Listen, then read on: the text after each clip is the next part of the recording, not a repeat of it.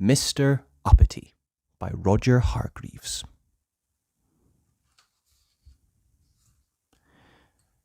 This is the story of Mr. Uppity, and how Mr. Uppity finishes the story not quite so uppity as at the beginning of the story.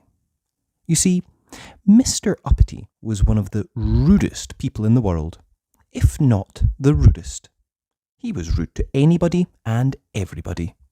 So of course in Big Town, which is where he lived, he had no friends at all. Not one. Miserable old Uppity, they used to call him, and he certainly looked it.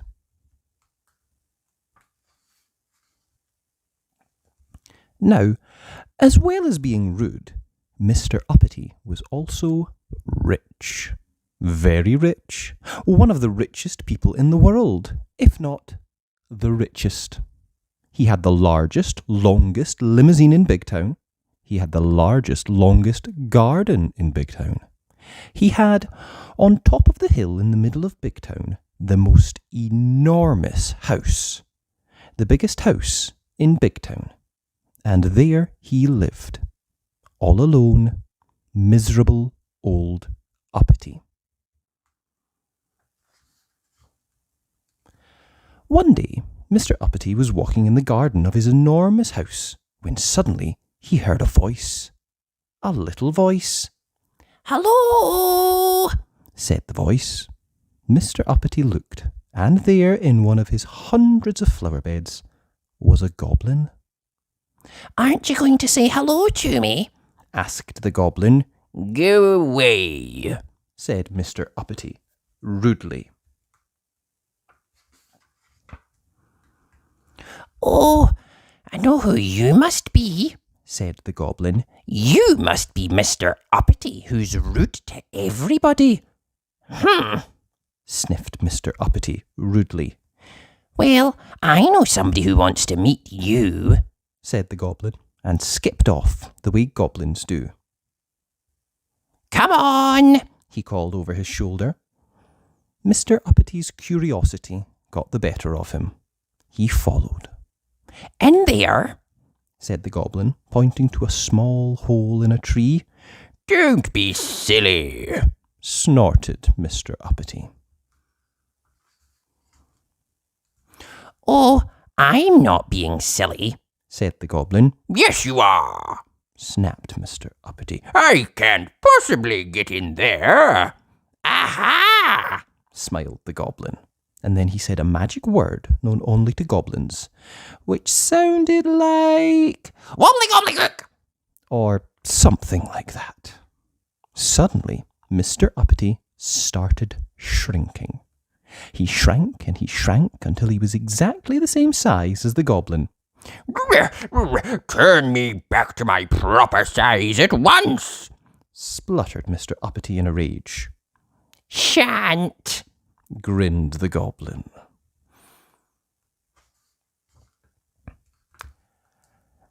And so saying, the goblin climbed through the hole into the tree. Poor Mr. Uppity didn't know what to do, so he followed him. Inside the tree there was a staircase going down and down. Do you know where it led to? It led directly to the king of the goblins. That's where. "I demand to be taken immediately to whoever is in charge," said Mr. Uppity angrily. "Oh, you shall, grinned the goblin, and he led Mr. Uppity through the streets of the kingdom of the goblins until they came to the palace. "Halt! Who goes there?" cried the goblin sentry at the gate. "I have brought Mr. Uppity," said the goblin. "Oh," said the sentry, and smiled.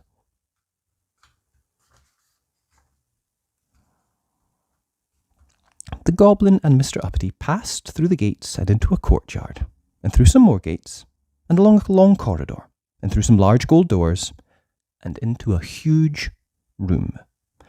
There, sitting on a gold throne, was the king of the goblins. "Your Majesty," announced the goblin, bowing low. "May I present Mr. Uppity?" "Ah," said the king, "so you're the fellow who goes about being rude to everybody and doesn't have any friends." "Nonsense," said Mr. Uppity rudely.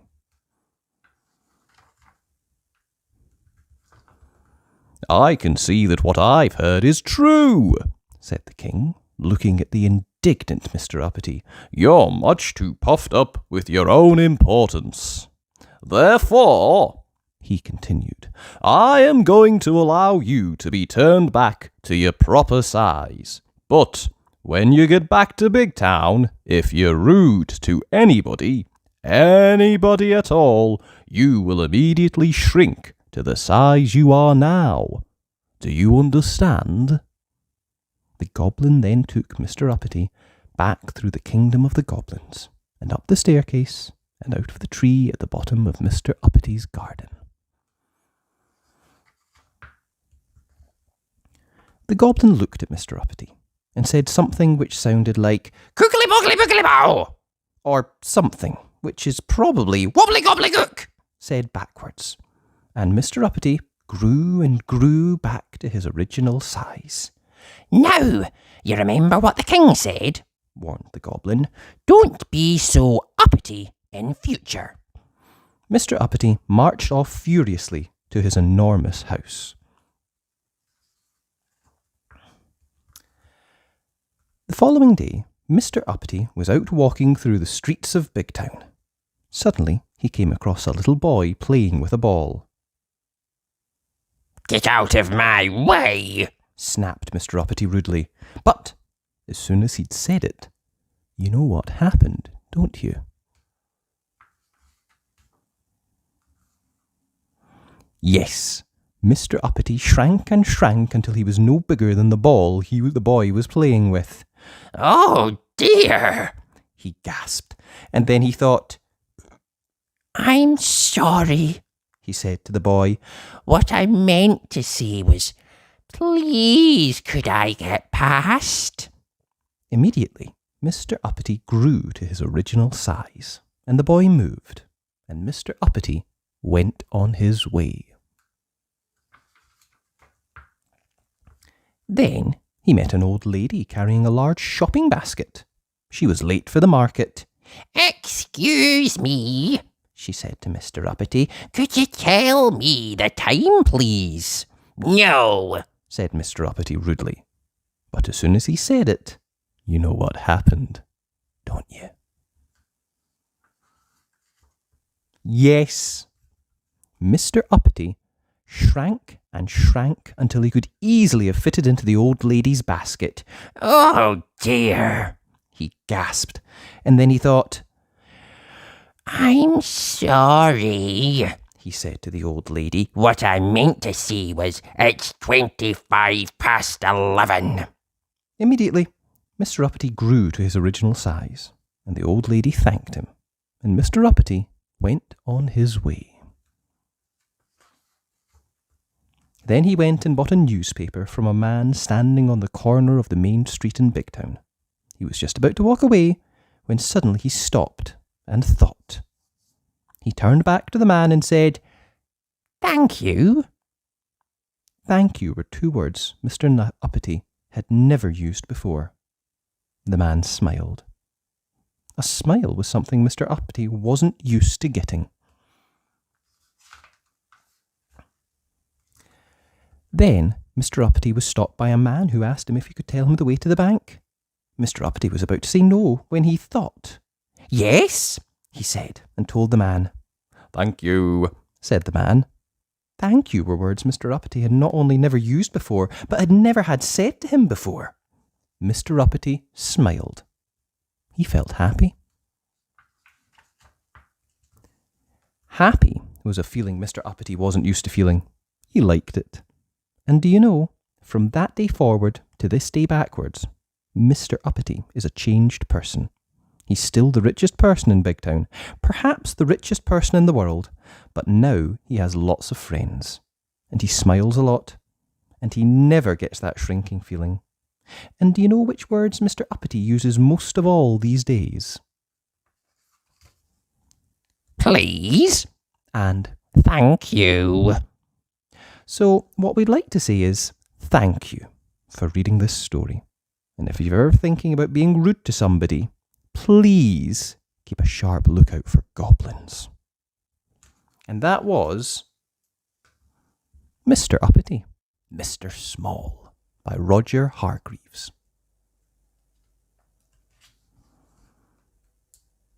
Mr. Small was very small, probably the smallest person you've ever seen in your whole life. Or perhaps the smallest person you've never seen in your whole life, because he was so small you probably wouldn't see him anyway. Mr. Small was about as big as a pin, which isn't very big at all, so perhaps we should say that Mr. Small was as small as a pin. Mr. Small lived in a small house underneath a daisy at the bottom of Mr. Robinson's garden. It was a very nice house, although very tiny, and it suited Mr. Small very well indeed. He liked living there. Now, this story is all about the time Mr. Small decided to get a job. The trouble was, what sort of a job could Mr. Small do? After all, there aren't that many small jobs. Mr. Small had thought about it for a long time, but hadn't had any ideas. Not one. He was thinking about it now, while he was having lunch. He was having half a pea, 1 crumb, and a drop of lemonade. Mr. Small thought and thought while he was eating his big lunch, but it was no use. Thinking just made him thirsty, so he had another drop of lemonade.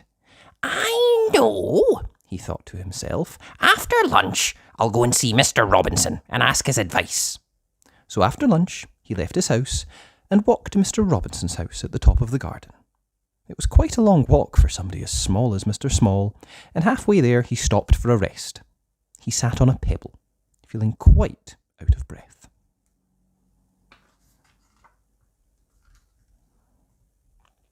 A worm crawled by and stopped. "Good afternoon, Mr. Small," said the worm. Good afternoon, Walter, said Mr. Small to the worm, who he knew quite well. "Out for a walk, are you?" asked Walter. Going to see Mr. Robinson, replied Mr. Small. "Oh," said Walter. About a job, added Mr. Small. "Oh," said Walter the worm again, and crawled off. Walter was a worm of very few words. After he'd rested for a while, Mr. Small set off again and walked all the rest of the way to Mr. Robinson's house without stopping once.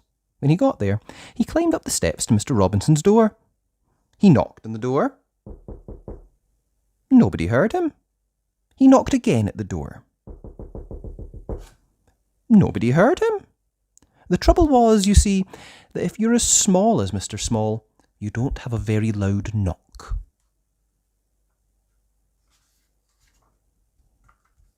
Mr. Small looked up. There, high above his head, was a doorbell. How can I ring the bell when I can't reach it? Thought Mr. Small to himself. He started to climb up the wall, brick by brick, to reach the bell. He had climbed up 4 bricks when he made the mistake of looking down. "Oh dear!" he said, and fell. Bang! Ouch! said Mr. Small, rubbing his head. Just then, Mr. Small heard footsteps. It was the postman. The postman came to the door, posted his letters, and was just about to leave when he heard a voice. Hello, said the voice. The postman looked down. "Oh, hello," he said to Mr. Small. Who are you?" I'm Mr. Small, said Mr. Small. Will you ring the bell for me, please?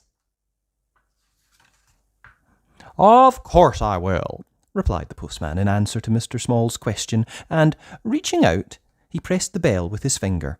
Thank you, said Mr. Small. "My pleasure," said the postman, and off he went. Mr. Small heard footsteps coming to the door. The door opened. Mr. Robinson opened the door and looked out. "That's funny," he said. "I'm sure I heard somebody ring the bell." He was about to shut the door when he heard a little voice. "Hello," said the voice. "Hello, Mr. Robinson." Mr. Robinson looked down and down. "Oh, hello," he said. "What are you doing there?" I've come to ask your advice, said Mr. Small to Mr. Robinson. "Well," said Mr. Robinson, "you'd better come in and have a talk." Mr. Small followed Mr. Robinson into the house and perched on the arm of Mr. Robinson's favourite chair.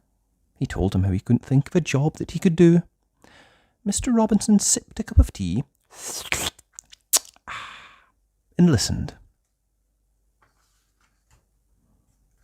"So you see," Mr. Small explained, "how difficult it is." "Yes, I can see that," said Mr. Robinson, "but leave it to me." Mr. Robinson knew a lot of people. Mr. Robinson knew somebody who worked in a restaurant and arranged for Mr. Small to work there, putting mustard into mustard pots. But Mr. Small kept falling into the pots and getting covered in mustard, so he left that job. Mr. Robinson knew somebody who worked in a sweet shop and arranged for Mr. Small to work there, serving sweets. But Mr. Small kept falling into the sweet jars, so he left that job. Mr. Robinson knew somebody who worked in a place where they made matches and arranged for Mr. Small to work there, packing matches into boxes. But Mr. Small kept getting shut in the boxes with the matches, so he left that job. Mr. Robinson knew somebody who worked on a farm and arranged for Mr. Small to work there, sorting out the brown eggs from the white eggs. But Mr. Small kept getting trapped by the eggs, so he left that job. "What are we going to do with you?" Mr. Robinson asked Mr. Small one evening. "Don't know," said Mr. Small in a small voice. "I've got one more idea," said Mr. Robinson. "I know somebody who writes children's books. Perhaps you could work for him." So the following day, Mr. Robinson took Mr. Small to meet the man who wrote children's books. "Can I work for you?" "Yes, you can," replied the man. "Pass me that pencil and tell me all about the jobs you've been doing. Then I'll write a book about it. I'll call it Mr. Small," he added. "But children won't want to read a book all about me," exclaimed Mr. Small. "Yes, they will," replied the man. "They'll like it very much." And you did, didn't you? Well, if you did like that very much, you could always hit the like button. Mr. Daydream by Roger Hargreaves.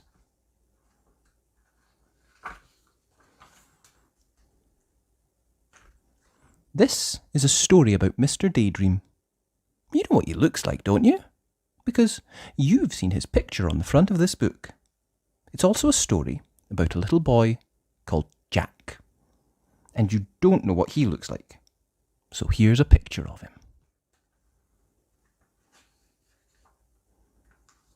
Now, Jack was a very good little boy.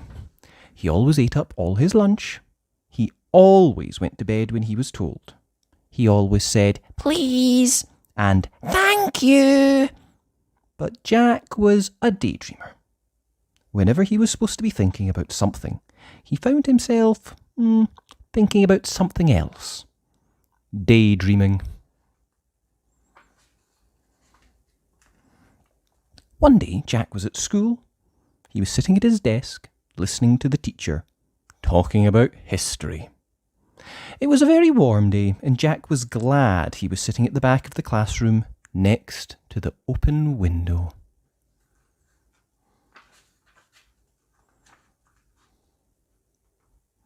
Suddenly, out of the corner of his eye, Jack saw something outside the window, on the grass, in front of the school. Something blue. It was small, cloud-shaped figure. Jack couldn't believe his eyes. The figure looked at Jack, looking at him, smiled and waved. Jack looked at his teacher, who was still talking. Then he got up quietly, ever so quietly, and slipped out of the open window. He crossed the grass to the strange-looking cloud-shaped figure. "Hello," he said. "Who are you?" "I'm Mr. Daydream," said the figure. "What's your name?" "Jack," said Jack.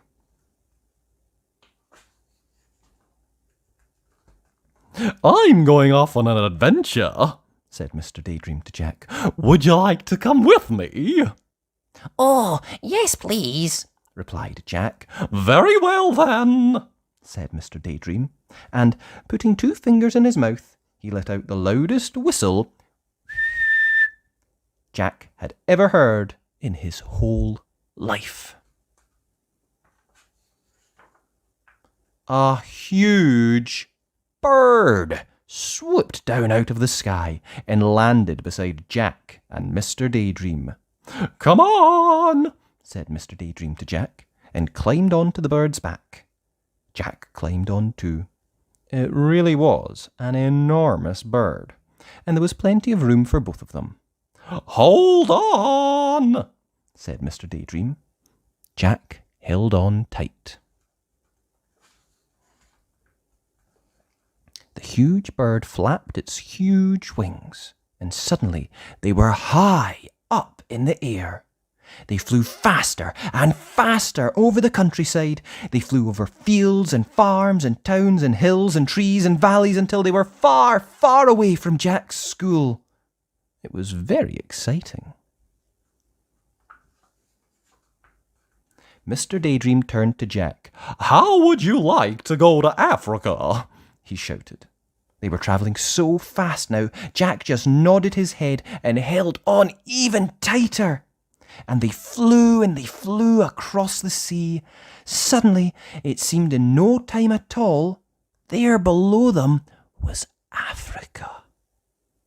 The bird landed in a jungle clearing, and Jack and Mr. Daydream climbed off the bird's back. It was very hot.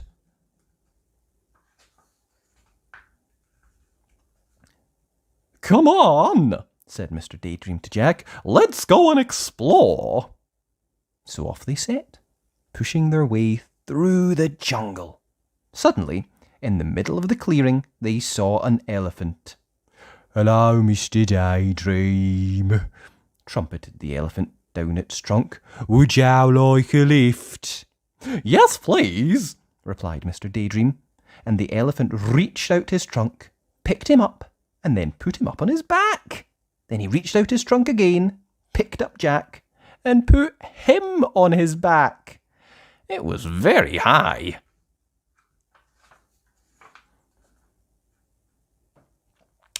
The elephant carried them through the jungle until they came to a river.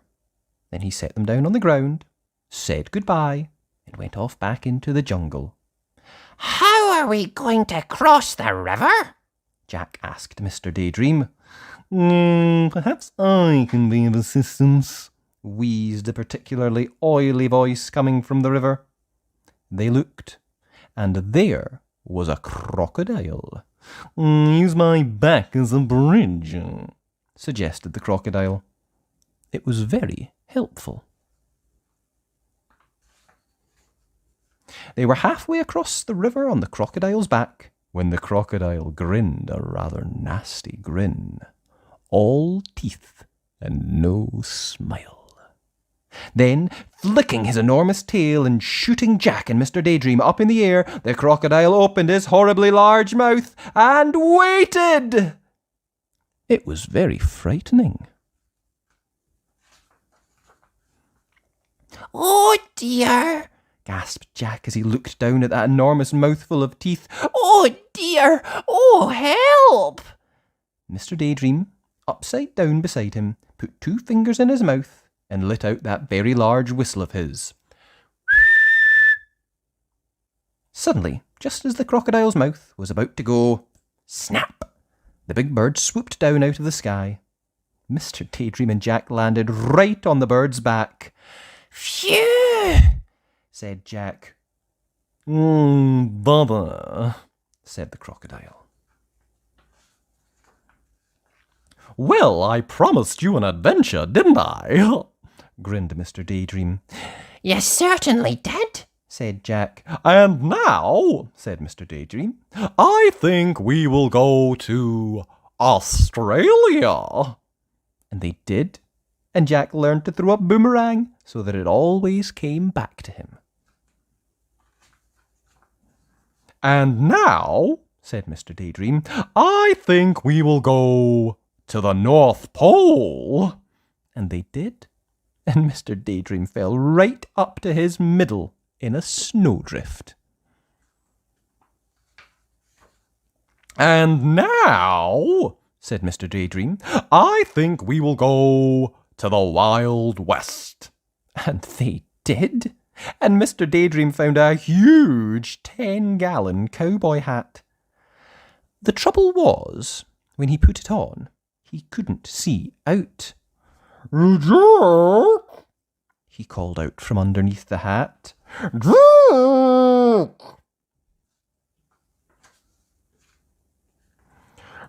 "Jack!"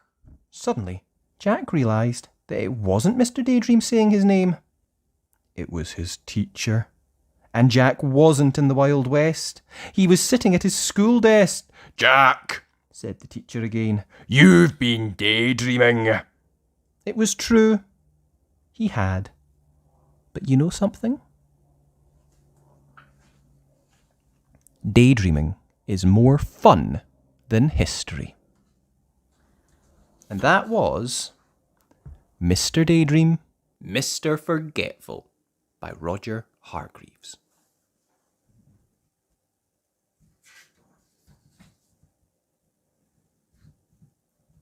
It was one of those beautiful summer mornings that everybody likes to see. In Forget-Me-Not Cottage, the owner was fast asleep. Mr. Forgetful. He was having a dream.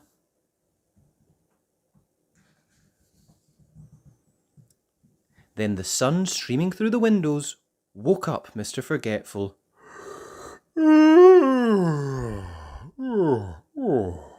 He yawned and stretched his arms and tried to remember what he had been dreaming about. But of course he couldn't, because Mr. Forgetful can't remember anything. Anything at all. Ever.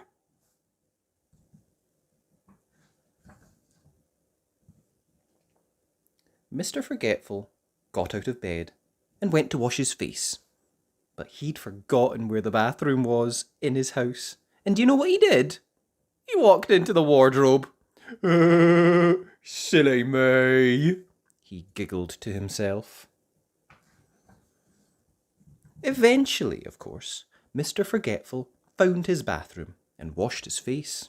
He even remembered to clean his teeth. Then he went downstairs to make himself some breakfast. He toasted some bread, but, of course, he forgot about it, and it was burnt.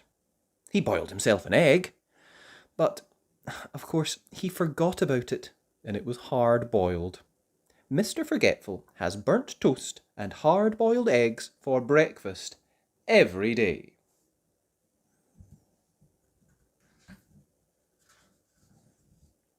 It was such a lovely day, Mr. Forgetful decided to walk down to the village to buy a stamp for a letter he'd written 3 weeks ago, but had forgotten to post. Off he set.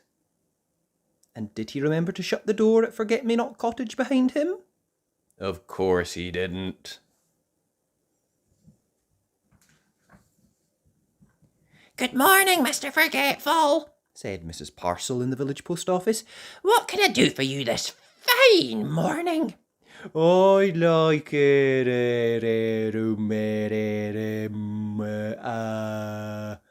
I've forgotten," he said.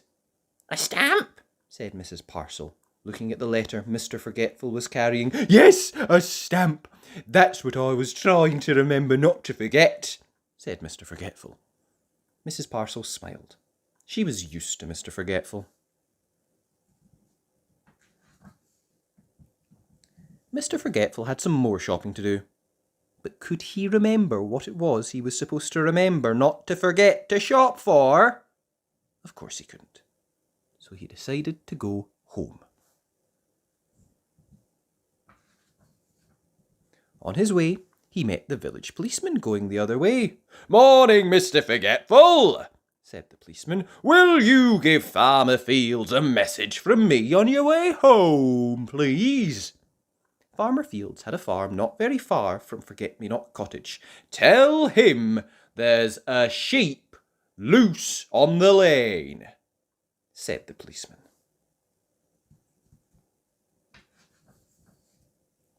Poor Mr. Forgetful. He'd never had a message to remember in his life before. "There's a sheep loose on the lane," he said to himself, trying to remember the message as he hurried along. "There's a sheep loose on the lane. There's a sheep loose in the lane. There's a sheep loose in the lane. There's a sheep loose in the lane." Mr. Forgetful repeated the message over and over to himself. "There's a sheep loose in the lane. There's a sheep loose in the lane." Eventually, he arrived at the farm and found Farmer Fields. "Mr. Fields," he said, "there's a goose asleep in the rain." Farmer Fields couldn't believe his ears. "There's a goose asleep in the rain," repeated Farmer Fields slowly. "But I don't have any geese. And anyway, it isn't raining. Are you sure that was the message?" Poor Mr. Forgetful. He got it all wrong, and he couldn't remember how to get it all right. He simply couldn't remember at all. So off he went home. Poor Mr. Forgetful.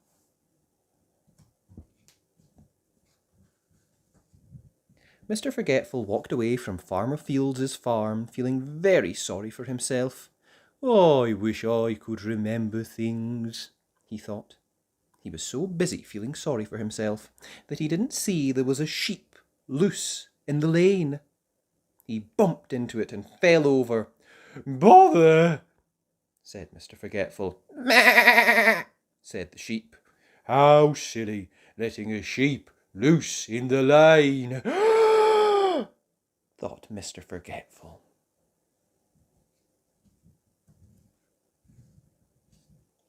And he remembered the message. He jumped up and ran back along the lane to the farm as fast as he could. "Mr. Fields! Mr. Fields!" he called as he ran into the farmyard. "Mr. Fields, there's a goose asleep in the rain." He'd forgotten again. Mr. Fields scratched his head. "Come with me, come on!" cried Mr. Forgetful, and pulled Farmer Fields back along the lane until they came to the sheep that was loose. "There it is!" cried Mr. Forgetful, pointing. "A goose!" And then he stopped. "Oh dear," he said, "that's not a goose, is it? That's a sheep." And he blushed.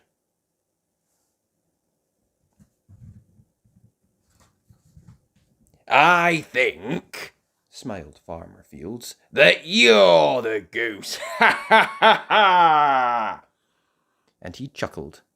And Mr. Forgetful giggled. "Hee!" And Farmer Fields laughed. "Ha ha ha ha ha!" And even the sheep started to laugh. It was so funny. "Bah ha ha ha ha! Bah ha ha ha ha!" Later that day, Mr. Forgetful sat down in his favourite armchair in Forget-me-not Cottage to think about what a funny day it had been. But do you know something?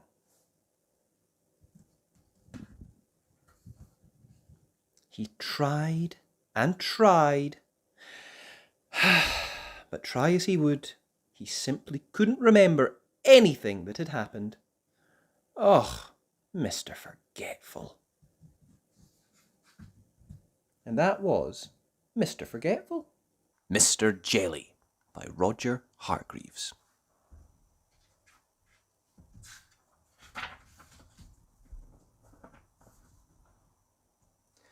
Poor Mr. Jelly was frightened of everything and anything. At the slightest little thing he would quiver and tremble and shake and turn to jelly. So it's not really surprising to find that Mr. Jelly lives as far away from everybody as possible, in the middle of a wood, miles and miles from anywhere. This story begins one morning when Mr. Jelly was asleep. It was a beautiful autumn morning. The sun was shining. The leaves on the trees had turned to a glorious red, and the wind stirred gently in the treetops. A single leaf fell gently from the tree right outside Mr. Jelly's house and quietly brushed against his bedroom window as it fell. Mr. Jelly woke with a start. "What's that terrible noise?" he cried. "Oh, heavens! The house is falling down! Oh, disaster! It's an earthquake! Oh, calamity! It's the end of the world!" And he hid under the bedclothes, trembling with fright. After an hour, by which time he realised that his house wasn't falling down, and there wasn't an earthquake, and the world wasn't coming to an end, Mr. Jelly peeped out from under the bedclothes. "Phew!" he said. "Thank goodness for that!" And he got up and went downstairs to make his breakfast. Mr. Jelly poured some cornflakes out of a packet into a bowl. Then he poured some milk onto the cornflakes. Then he went to the cupboard to get some sugar. Crackle, crackle, went the cornflakes in the milk. "Oh, goodness gracious!" cried Mr. Jelly, diving under the kitchen table. "Oh dear, I hear guns! Oh, calamity, it's war!" But of course it wasn't. And of course Mr. Jelly eventually came out from under the table and ate up all his cornflakes.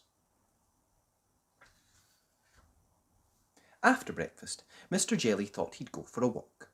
He was walking through the woods which surround his house when a worm poked his head out of the ground. "Morning," said the worm cheerfully to Mr. Jelly. Mr. Jelly nearly jumped out of his skin. "What?" he shouted. "Who's there?" And then he saw the worm. "Oh, good heavens, it's a snake! Oh dear, a man-eating snake! Oh, calamity! I'm going to be eaten alive!" And he jumped up into a tree. "What a performance!" commented the worm. And he went back into his hole. After an hour, Mr. Jelly felt brave enough to climb down from the tree and continue his walk. Eventually, he came out of the other side of the wood and into a field. Mr. Jelly glanced nervously around. It was an empty field. Or was it?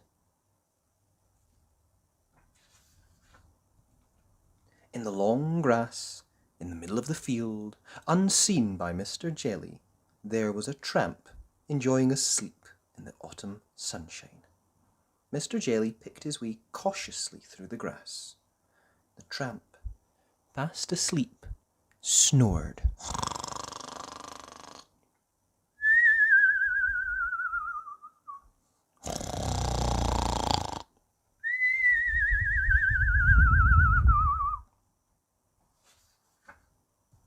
"What was that?" shrieked Mr. Jelly. "It's a lion! I heard it growl! Oh, goodness gracious! Oh, dear me! A lion! A huge lion! A huge lion with enormous teeth! A huge lion with sharp teeth that's going to bite me in two! A huge, ferocious lion with enormous sharp teeth that's going to bite me in two, if not three!" and he fainted.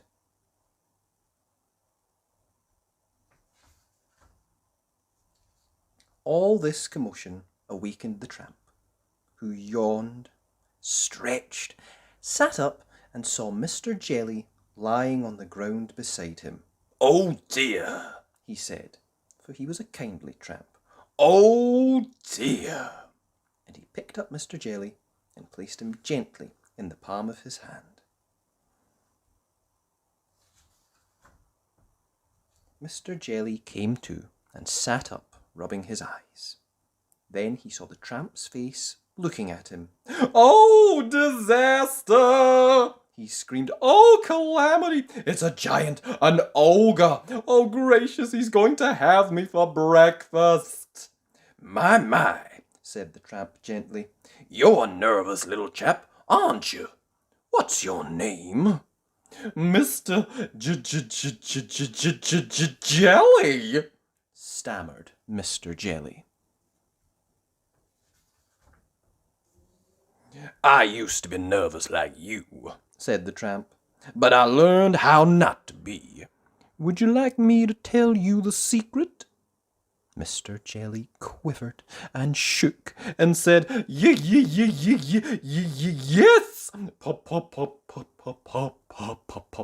please." "It's very simple," continued the tramp. "All you have to do is count up to 10, and you'll find that whatever's frightening you isn't quite so frightening after all." Then he set Mr. Jelly gently down on the grass. "Remember," he said to Mr. Jelly, "count to 10. And off he went. Mr. Jelly thought that it would be a very good idea if he went home immediately. Back across the field he went. Back through the woods he went. He was walking through the woods when he stepped on a little twig. Snap went the twig. Mr. Jelly jumped twice his own height in terror. "What was that?" he shrieked. "That terrible snapping noise. It's a tree falling down that's going to crush me to pieces. Oh, calamity! It's a crocodile hiding in the bushes, snapping its teeth. Oh, disaster! It's..." And then he stopped. He took a deep breath. 1, 2, 3, 4, 5, 6, 7, 8, 9, 10, he said. And then he saw that what had gone snap was a twig. A silly old twig. "Phew," he said.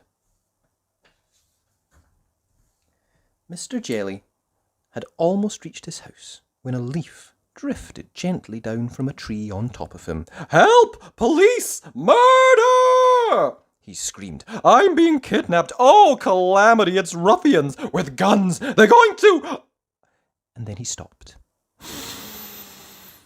He took a deep breath. 1, 2, 3, 4, 5, 6, 7, 8, 9, 10. And then he saw that what had fallen on him was only a leaf. Nothing but a leaf. A stupid red leaf. "It works," he said out loud in wonderment. And do you know, it did work. After that moment, Mr. Jelly became a changed man. Well, you can see that by looking at him, can't you? And he never shrieks or shouts or screams or quivers or shakes or trembles any more. And he never hides under the bedclothes any more. Well, not very often, anyway. And that was Mr. Jelly by Roger Hargreaves. I hope you enjoyed that. If you did, be sure and like the video. And remember, you can always subscribe to the channel at Read Us a Story. Thanks. Bye!